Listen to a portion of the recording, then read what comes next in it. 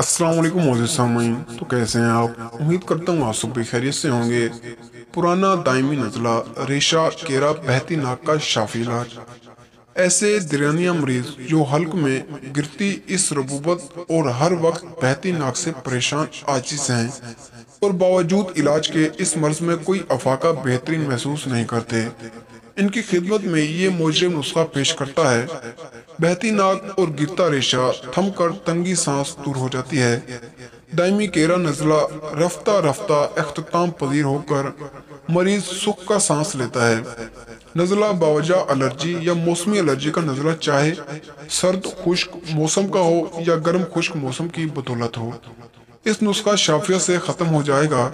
बलगम और इसके असबाब अवामिल को नसीहत करने के लिए इस नुस्खे को हमरा बुजुर्ग का इस्तेमाल करें। ये नुस्खा बलगम को जलाता है और दोबारा बनने नहीं देता। काली खांसी, दमा, बावजह नजली रबूत और तंगी तनफुस की तमाम अलामात में ये भरोसे की दवा है। ये दवा मरदूद खवातीन के लिए यकसा मौजून मुफीद मुअस्सर है। नुस्खा खास नोट फरमाएगा। मुस्ततगीर हुमी 2 तोला, अस्तखुदूस 5 तोला, फरफल दराज 1 तोला, शंगरफ मुदब्बर दर लहसन 6 ग्राम, जोहरे लोबेनिया 4 ग्राम और सिंग जर्द 1 ग्राम, सलाजीर 4 ग्राम, आब जामन 50 ग्राम और आब जामन में आखिरी 4 अज़ा को खरल कर लें।